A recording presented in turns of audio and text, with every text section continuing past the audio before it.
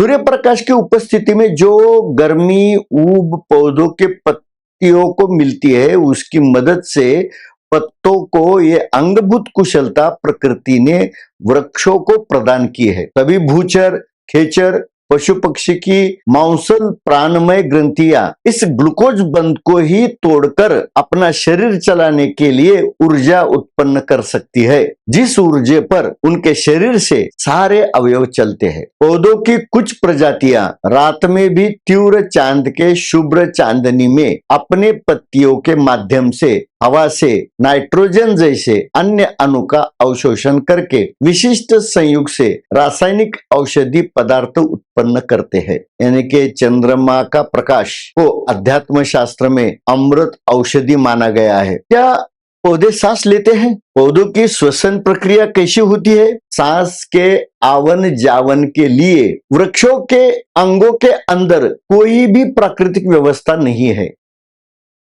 Balaghat channel को subscribe करें, like और शेयर करें और उसके साथ बेल आइकॉन दबाना न भूलें। धन्यवाद।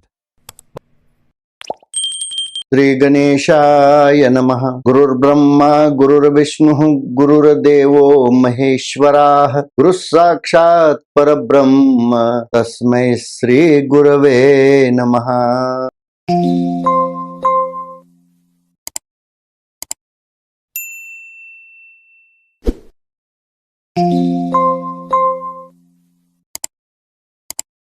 देह संवर्धन और विज्ञान इस विषय का अभी क्रमशः 12वां भाग हम आपके सामने प्रस्तुत कर रहे हैं। प्रकृति के यज्ञ से अन्नोत्पत्ति उत्पादक वनस्पतियों का योगदान अंशतः हमने पिछले 10वें और 11वें भाग में भगवत गीता के कहे गए प्रासंगिक श्लोक के माध्यम से समझने की कोशिश की है। ये दोनों भाग देखना ना भूले और देखकर चैनल को सब्सक्राइब और लाइक करना ना भूले। अब इस भाग में हम यही उद्भिज खदान में पैदा होने वाली वनस्पतियां, भूलोक में जन्म लेने वाले सभी जीव सृष्टि का पेट भरने हेतु सभी प्रकार के अन्न सामग्री कैसे बनती है, उसका सही रासायनिक वैज्ञानिक विश्लेषण यहाँ आपके सामने प्रस्तुत करने जा रहा हूँ। श्रोताओं से अनुरोध है कि ये भाग आप पूरा देखें। अगर आप किसी काम में व्यस्त है तो काम आप पहला पूरा करें और उसके पश्चात समय निकालकर इस भाग को इत्मीनान से फुर्सत से देखें और आराम से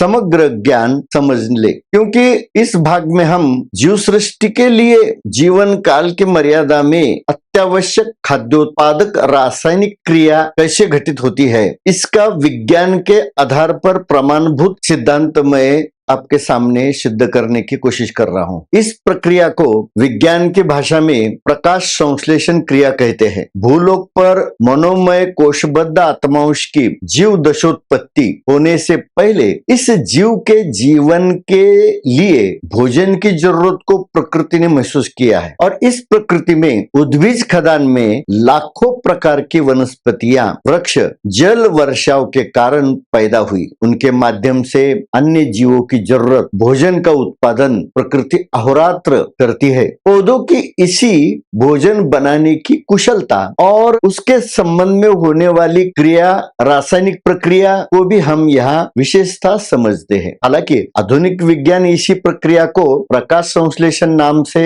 जानता है। दिन में सूर्य के उपस्थिति में प्रकाश के संपर्क में पौधों की पत्तियां अपना स्वाभाविक अन्नोत्पत्ति का कार्य शुरू करते हैं। पत्तों के पीछे की सतह पर बाहर से जो हवा, वायु के रेणु चिपके होते हैं, उसमें से जो भी कार्बन डाइऑक्साइड रेणु चिपके होते हैं, इन्हें वृक्षों के पत्ते पहचान लेते हैं, समझ लेते हैं, जान लेते हैं और उस कार्बन डाइऑक्साइड के रेणु के अंतर्बंध को तोड़कर उसमें से केवल कार्बन अणु को अपने अंदर अवशोषित कर लेते हैं और तुरंत इस कार्बन अणु के साथ जड़ों द्वारा शोषित किया गया पानी यानी H2O के संग संयुग बनाकर एक रासायनिक क्रिया पत्तों के अंदर ही घटित होती है। यहाँ सूर्य खुद यज्ञ करता होता है। सूर्य प्रकाश से मिलने वाली रोशनी और उसके ऊब से यानी कि गर्मी से, उष्णता से पानी के साथ कार्बन का संयोग होकर वहां शर्करा रेणु यानी के 6 कार्बन के अणु और 6 पानी के रेणु मिलके शर्करा रेणु बनता है और यह प्राकृतिक प्रक्रिया वनस्पति के सभी पत्तों में घटित होती रहती है। इसे ही यज्ञ सिद्धि कहा है, क्योंकि यही यज्ञ सिद्धि सबसे महत्वपूर्ण है और अंतर आत्मा को संतुष्ट करने वाली यानी कि परमात्मा को आनंदित तोष यानी कि आनंद देने वाली ये क्रिया। और इसके बारे में संत ज्ञानेश्वर अपने लफ्जों में कहते हैं कि जिही यज्ञ सिद्धि जाए परेशा तोषु होए तेहे सामान्य अन्न न होए मनोनिया। यहाँ इन शब्दों में वो कहते हैं कि अन्न बनाने की ये जो प्राकृतिक प्रक्रिया सामान्य नहीं है, जिससे स्वयं भगवान परमात्मा संतुष्ट होते हैं और इस सृष्टि में ये यज्ञ सिद्ध होता है। इस प्रकाश संश्लेषण क्रिया से रासायनिक ग्लूकोज शर्करा रेणु संच पत्ते बनाते हैं। इसका रासायनिक सूत्रबद्ध जो इक्वेशन है वो भी मैं आपको दिखाऊंगा और वो प्रक्रिया कैसे घटित होती है उसका भी चित्र आपके सामने पेश करूंगा। इस संयुक्त क्रिया के दौरान बाहर के वातावरण में वायु में जो ऑक्सीजन के रेणु यानी O2 की मात्रा स्थित होती है, वायुमंडल में वो बाहर ही रहती है। इसीलिए वृक्ष के सबोती ऑक्सीजन यानी कि O2 की मात्रा बढ़ती है, क्योंकि पेड़ के पत्ते वायु रूप कार्बन डाइऑक्साइड के रेणु का बंध तोड़ के केवल कार्बन को अंदर लेते हैं। पूरे कार्बन डाइऑक्साइड वायु को अंदर नहीं ले सकते हो, केवल उसमें से तोड़कर यानी कि बंधन को तोड़ के केवल कार्बन निकाल के लेते हैं और ऑक्सीजन को बाहर के बाहर रखते हैं। केवल उसमें से कार्बन अणु को निकालने की कुशलता इन्हीं वृक्ष पत्ते के पृष्ठभाग की ग्रंथि कोशिका में होती है। यहाँ मैं वो रासायनिक प्रक्रिया का सूत्र जो आपको दिखा रहा हूँ वो देखकर आप समझ जाएंगे।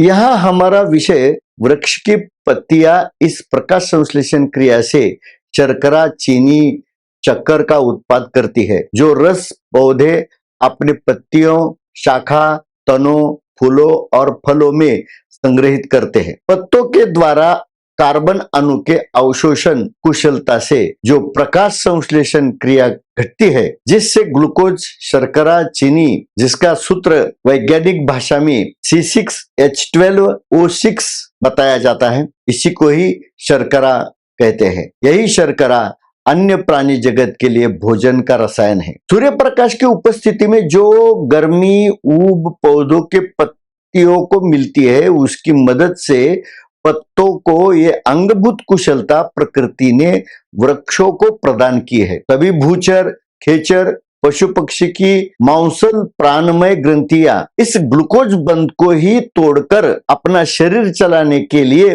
ऊर्जा उत्पन्न कर सकती है, जिस ऊर्जा पर उनके शरीर से सारे अवयव चलते हैं। पौधों से उत्पन्न भोजन मानव शरीर को चलाने के लिए जरूरी होता है। अब रात होने के बाद सूर्य के प्रकाश के अभाव में वृक्ष कैसा व्यवहार करता है, और रात में सूर्य प्रकाश के अनुपस्थिति में पेड़ के पत्ते अपना ये अन्नोत्पत्ति का काम बंद रखते हैं। किसी भी हालत में पत्ते कार्बन डाइऑक्साइड बाहर नहीं छोड़ते हैं। लेकिन ये कल्पना किसके दिमाग में आई कौन जाने कि वृक्ष रात में उच्छ्वास से कार्बन डाइऑक्साइड बाहर छोड़ते हैं। ऐसा आरोप वृक्षों पर किया जाता है, जो पूरा गलत है, सही नहीं। पौधों की कुछ प्रजातियां रात में भी तीव्र चांद के शुभ्र चांदनी में अपने पत्तियों के माध्यम से हवा से नाइट्रोजन जैसे अन्य अणु का अवशोषण करके विशिष्ट संयुग से रासायनिक औषधि पदार्थ उत्पन्न करते हैं, जिस औषधि गुणों का उपयोग मनुष्य प्राणी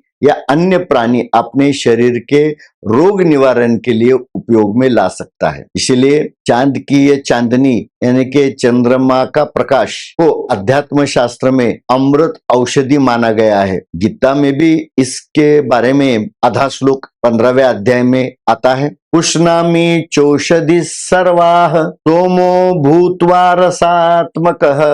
इसका ही अन्वय करते समय संत ज्ञानेश्वर कहते हैं, गगनी में पंडुसुता चंद्रा चेनिमिषे अमृत अमृता भरला चालो चालता सरोवरू। हे अर्जुना, गगन में चलने वाला चंद्र के रूप में मैं खुद एक अमृत का सागर हूं, जो इस सृष्टि के कल्याण के लिए चलते रहता हूं। और इस चांदनी का विनियोग करके रात में कोई वृक्षों की प्रजातियां अलग अलग तरीके के रसायन बनाते हैं। इस औषधि रसायनों का अभ्यासपूर्ण विवरण निघंटु नामक पुरातन ऋषि ने अपने आयुर्वेद ग्रंथ में, जिसका नाम निघंटु ग्रंथ है, पूरा लिखित स्वरूप में उन्होंने संग्रहित किया है। और आयुर्वेद शाखा के विद्वान वैद्य आज भी इस ग्रंथ का अभ्यास करके मरीज का उपचार करते हैं, उनको रोगमुक्त करने का प्रयास करते हैं। अर्थात पृथ्वी पर प्रकृति का ये आद्य चीनी यानी के शर्करा का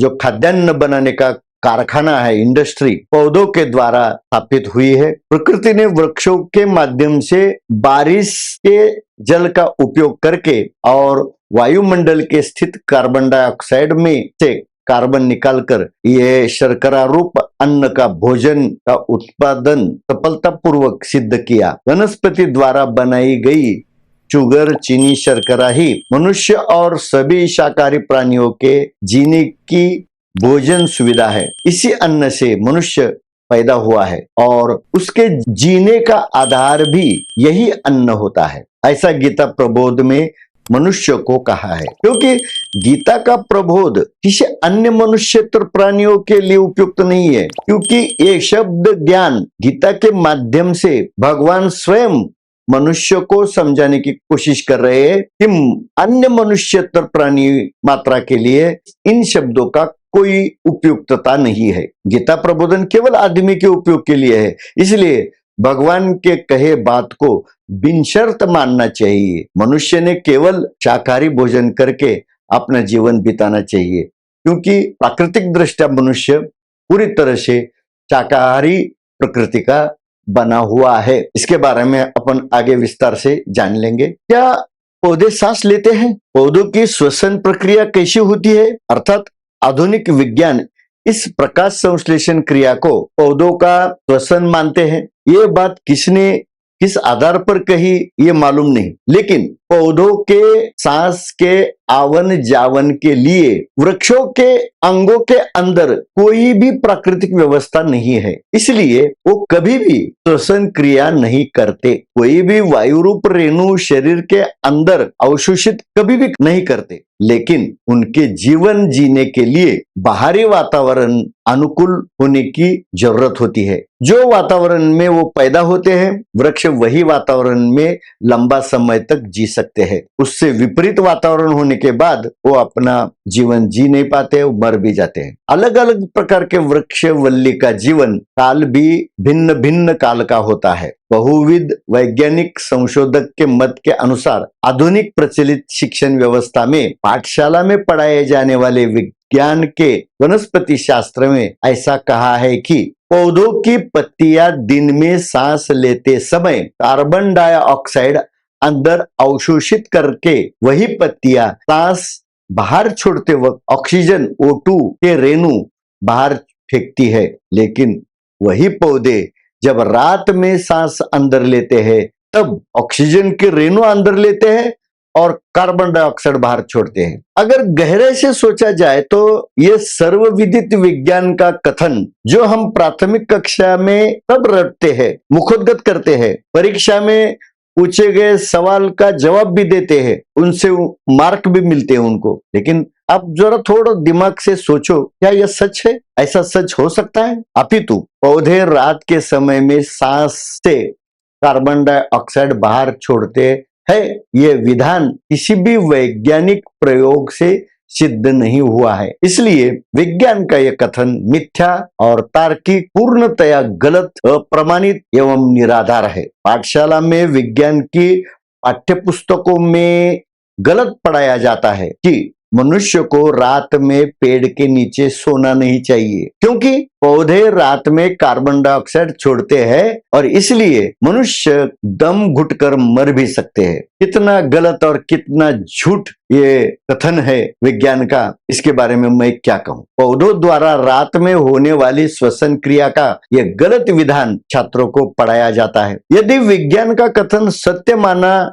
तो घने जंगलों में रहने वाले जंगली जानवर, घने पेड़ों के नीचे घास के अंदर बिल में गुफा में घुस के जीवन जीने वाले जो छोटे छोटे प्राणी है, वो कैसे जी पाते हैं, वो कैसे जिंदा रह पाते हैं, वो वहां कैसे सो जाते हैं। साथ ही कई पशु पक्षी को दिन रात हर समय पेड़ों की शरण में बैठना सोना पड़ता है। ऐसे दिन रात वृक्ष के आश्रयों में रहने वाले पशु पक्षियों को भी रात में मर जाना चाहिए क्या?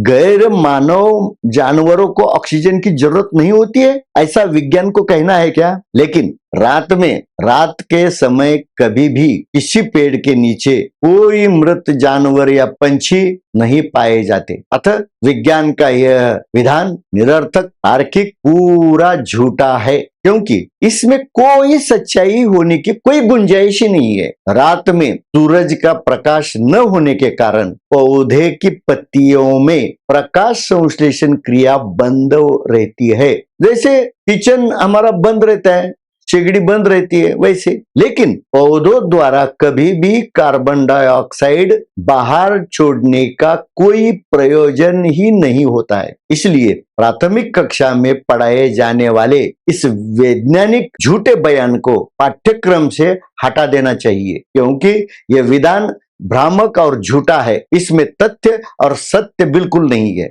दिन में पौधों की पत्तियों में प्रकाश संश्लेषण क्रिया होती है, जिससे पेड़ के आसपास की हवा में ऑक्सीजन O2 की मात्रा बढ़ जाती है, जो पशुओं के श्वसन के लिए अधिक लाभदायक होती है।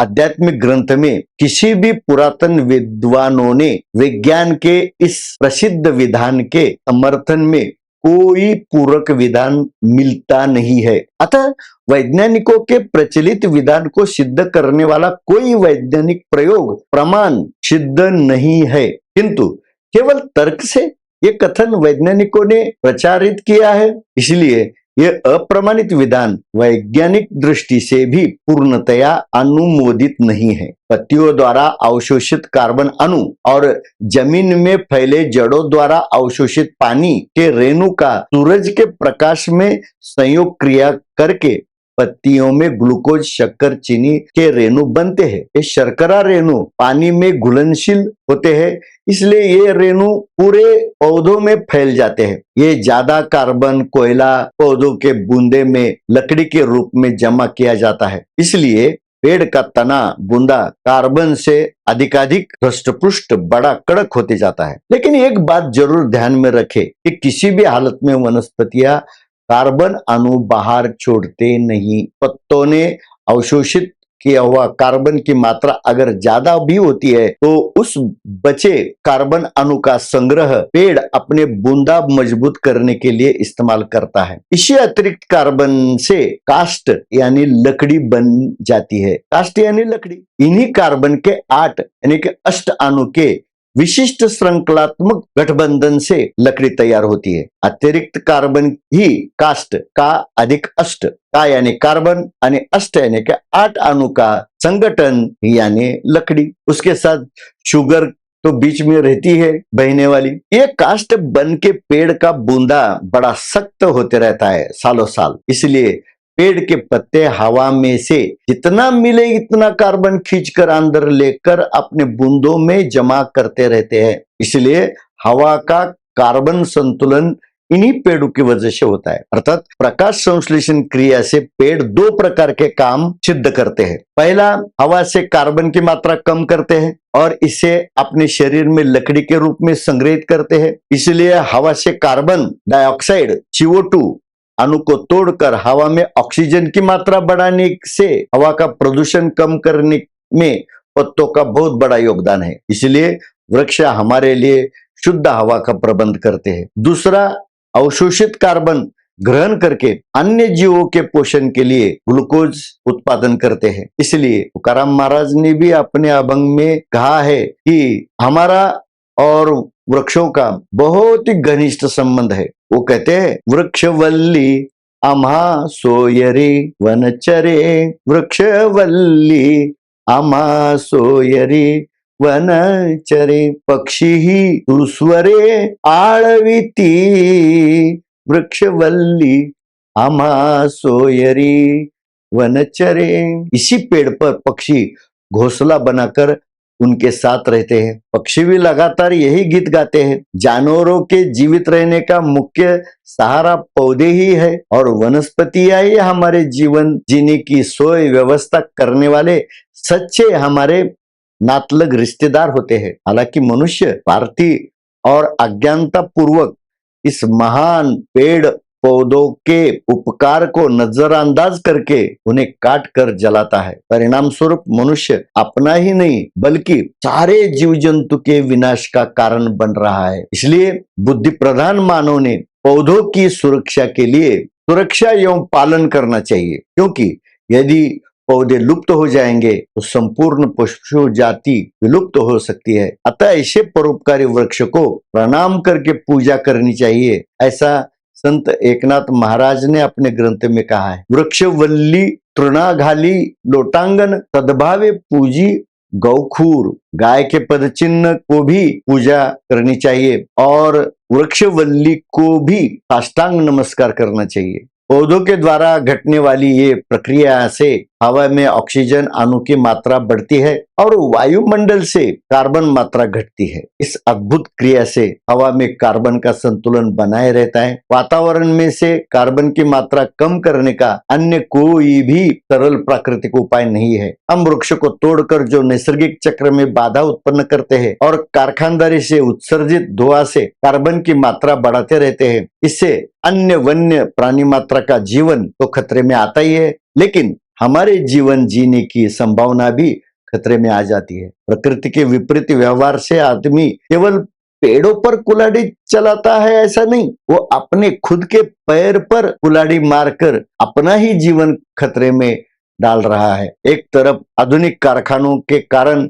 हवा में कार्बन डाइऑक्साइड की मात्रा बढ़ रही है और दूसरी तरफ जंगलों की कटाई के कारण पर्यावरण का संतुलन बिगड़ रहा है और ग्लोबल वार्मिंग बढ़ने से दिन ब दिन वातावरण प्रदूषित हो रहा है। प्राणी जगत धीरे धीरे विलुप्त होने की कगार पर है। बहुत सारे पशु जातियां विलुप्त हो गई है। अतः सभी प्राणियों का जीवन मनुष्य के कृत्रिम घुसपैठ से भयावह संकट से घिरा हुआ है। इस बिगड़ते भयावह स्थिति का प्रमाण आज वैज्ञानिक संशोधक भी महसूस कर रहे हैं। भविष्य की प्रलयंकारी स्थिति के लिए आज का मनुष्य पूर्णतया जिम्मेदार है। अभी इस मनुष्य को बुद्धिमान कहा जाए या बुद्धिहीन कैसे सिद्ध हो सकता है? आज के अनेक देशों के प्रमुख एक दूसरे से युद्ध करने की बात कर रहे हैं और वो युद्ध भी साधारण नहीं है। अणुयुद्ध हो गया तो पूरी पृथ्वी का विध्वंस कुछ